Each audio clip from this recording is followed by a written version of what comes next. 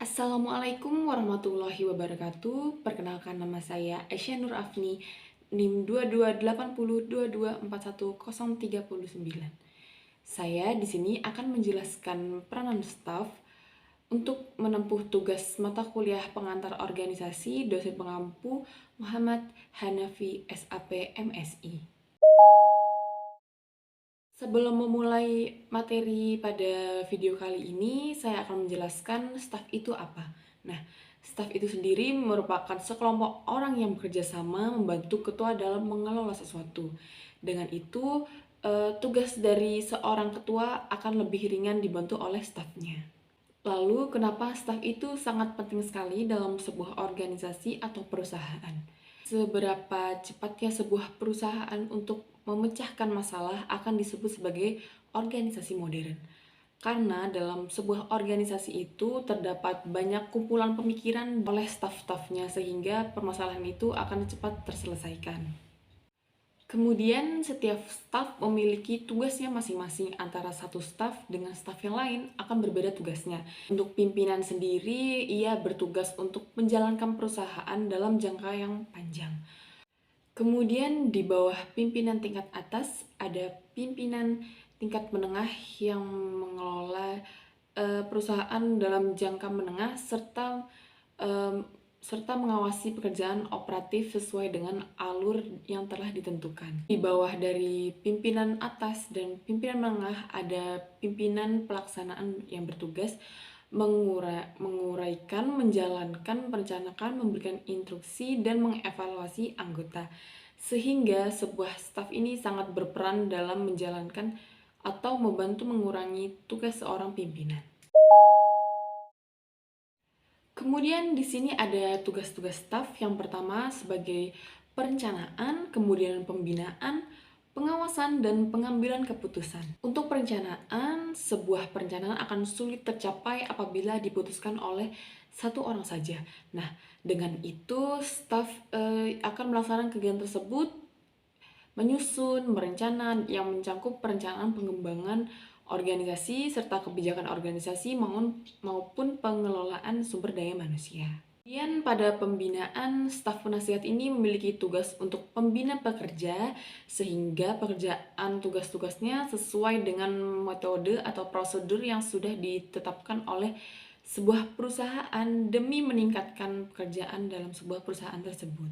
Selanjutnya, staf berfungsi untuk menjadi pengawasan, di mana pengawasan ini merupakan penilikan atau pengarahan kebijakan jalannya sebuah perusahaan, di mana staf akan menjadi pengawas untuk staf yang lain apakah mereka sudah menjalankan tugas sesuai prosedur atau belum.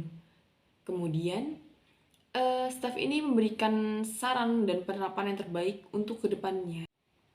Kemudian yang keempat, staf memiliki peran pengambilan keputusan, di mana staf akan berdiskusi dengan staf yang lainnya untuk memberi saran yang tepat dan melakukan analisis kebijakan terlebih dahulu, sehingga keputusan yang diambil akan lebih berkualitas bagi organisasi.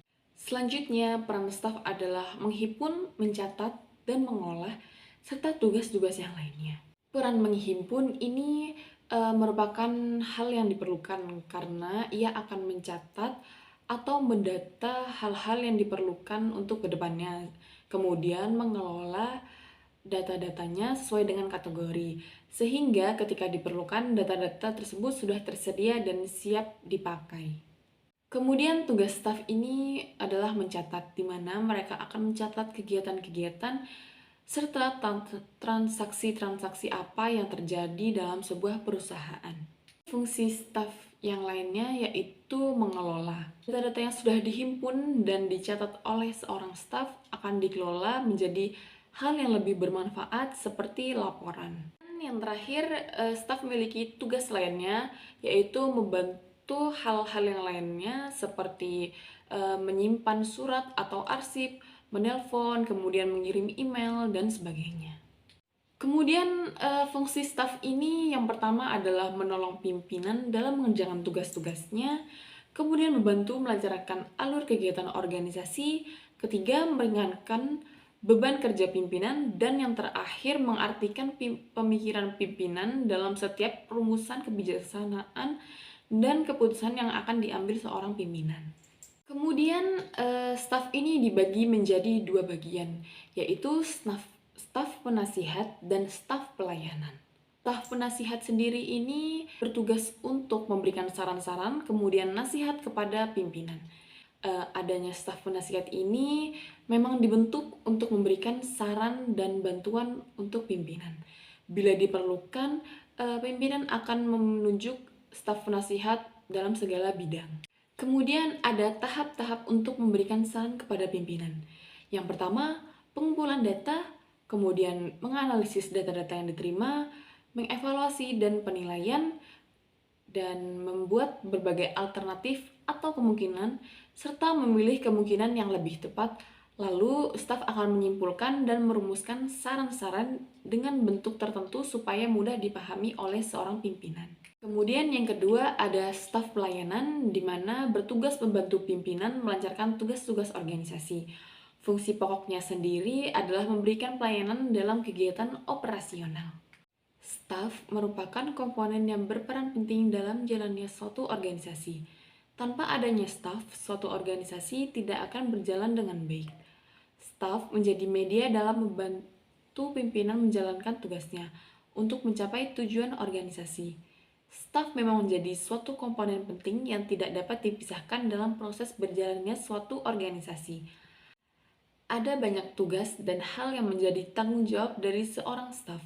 Untuk itu, staf menjadi komponen penting dalam suksesnya sebuah organisasi.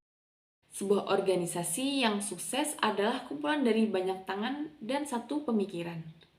Dan terima kasih kepada semuanya telah memperhatikan saya. Kemudian jika ingin ditanyakan, kalian bisa bertanya di kolom komentar.